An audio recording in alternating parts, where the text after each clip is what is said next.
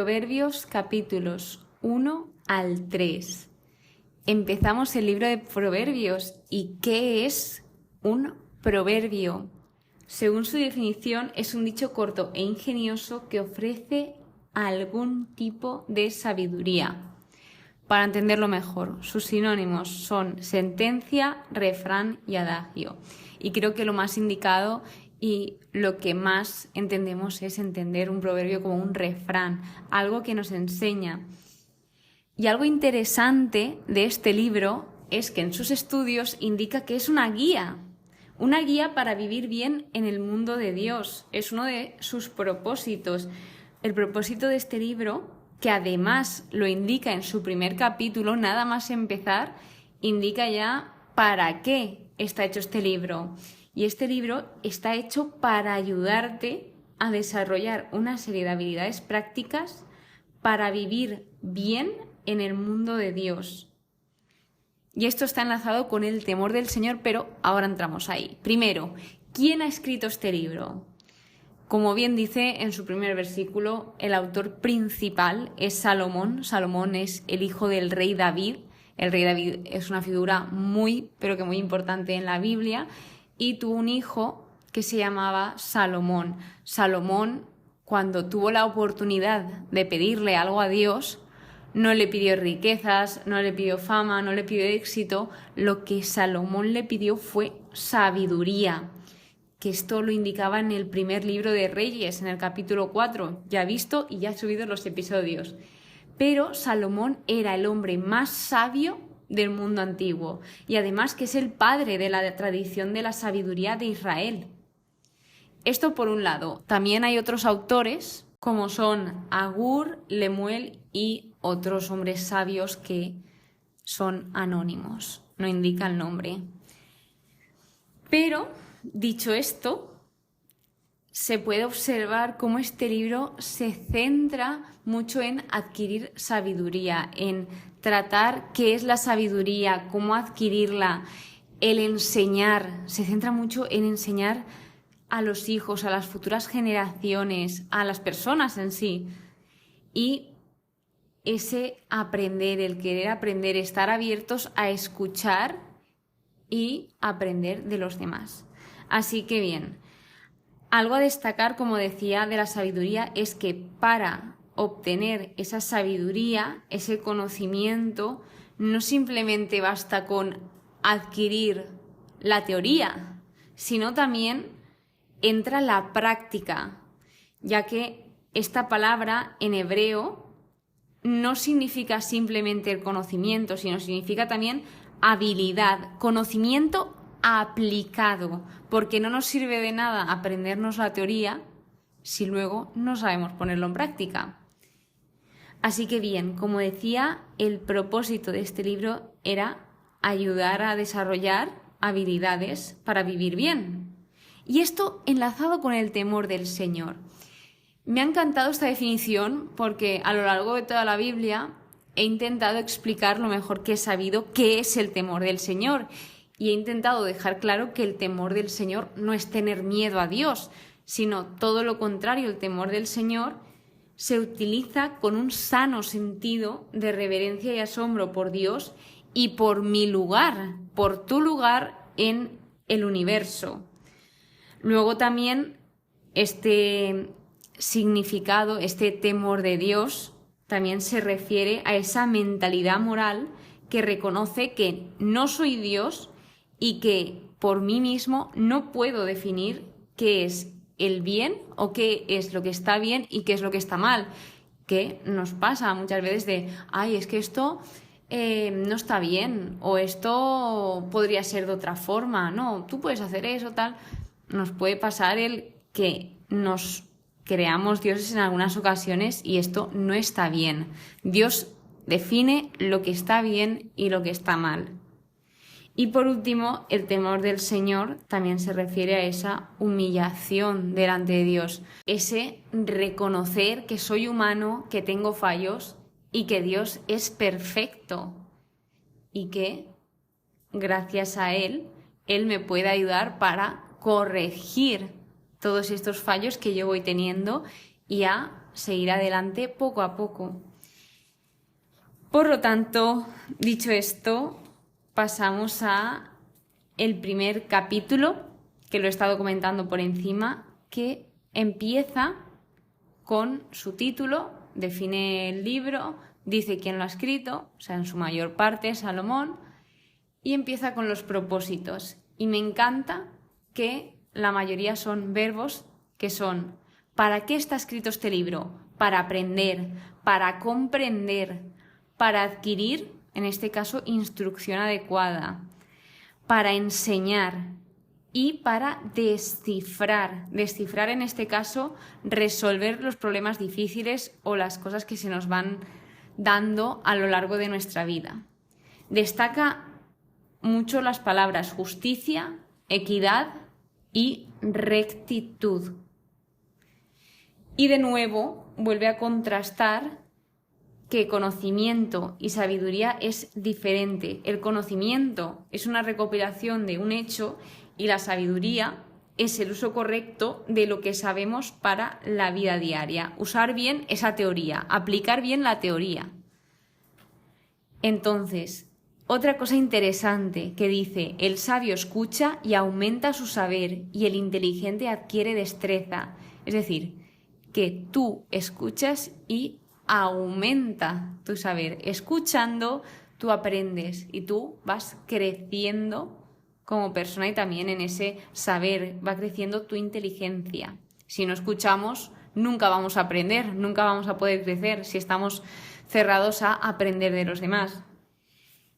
Y de nuevo se nos remarca que el temor de Yahvé, ese respeto y esa honra a Dios, es el principio del conocimiento. Y esto, el temor de Yahvé, de nuevo indica en la Biblia que esto está unido con el amor, en esa relación personal que tienes con Dios.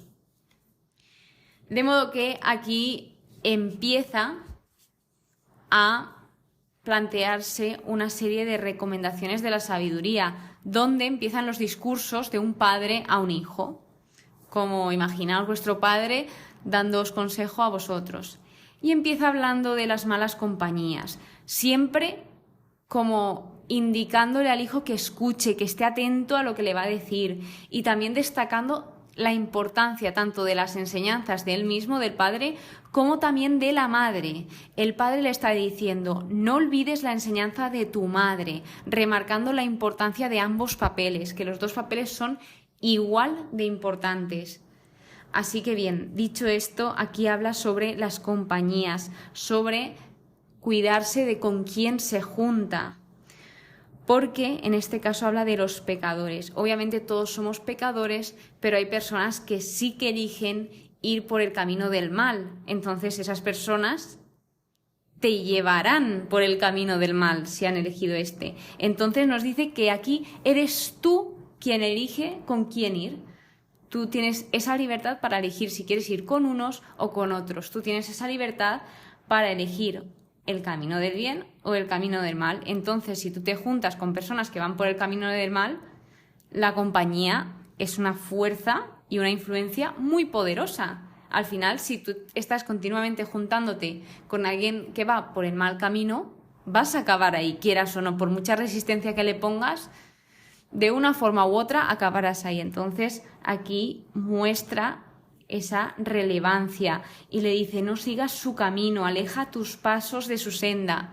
Es que le dice: es que ni entres, porque es muy peligroso entrar, ya que es muy costoso también salir. Una vez que has entrado por el camino del mal, te puede ser muy difícil salir. Entonces, lo que le hace es advertirle para que él evite entrar por ese camino y acabe mal.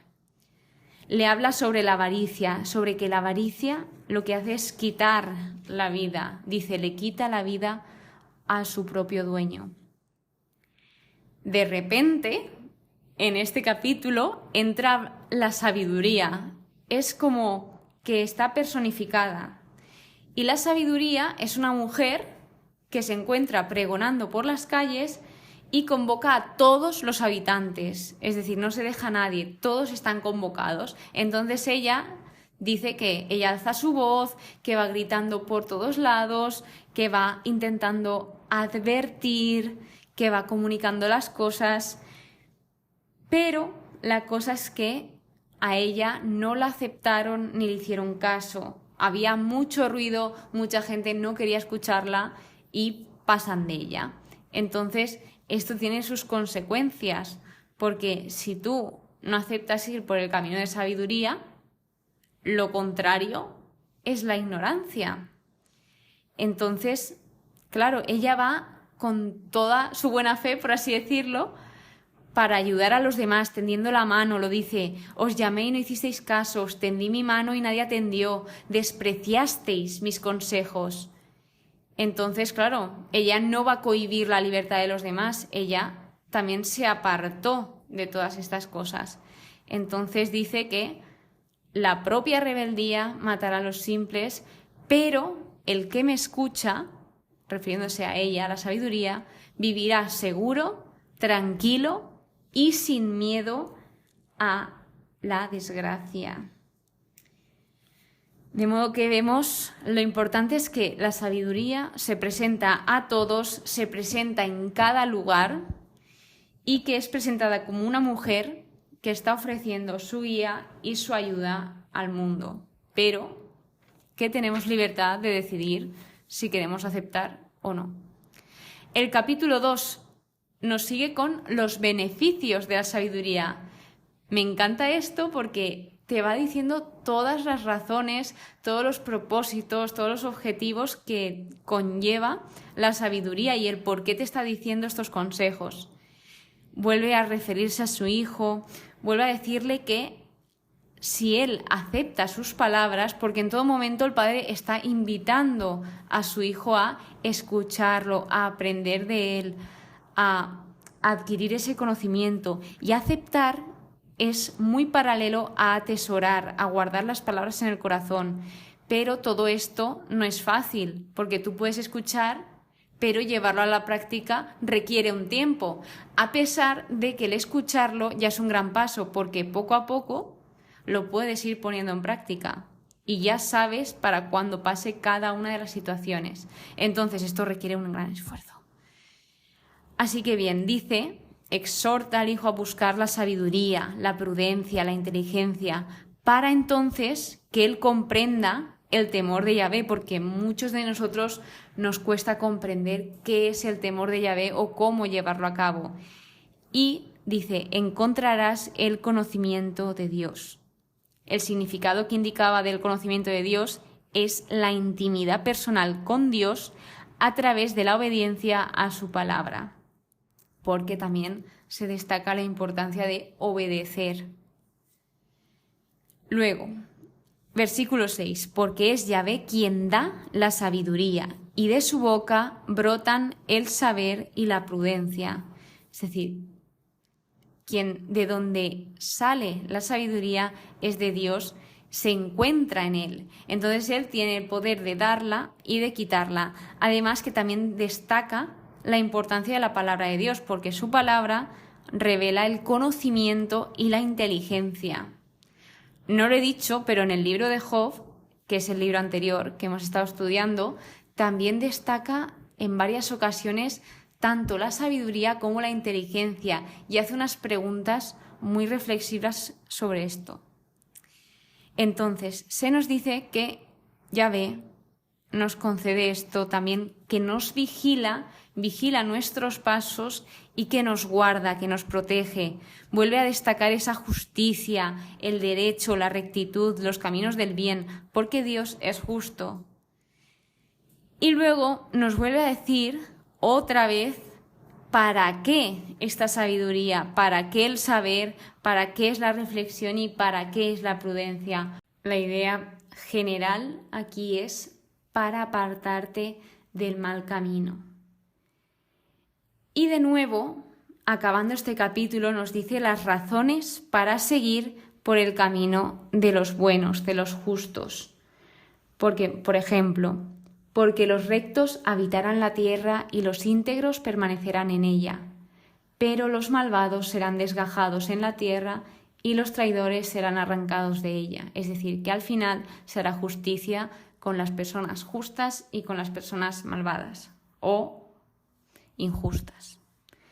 Por último, el capítulo 3 vuelve de nuevo empezando ese discurso a su hijo, exhortándolo a que no olvide su instrucción, a que guarde en su memoria todas las cosas que le va diciendo y que si va a obedecer, que sea de corazón.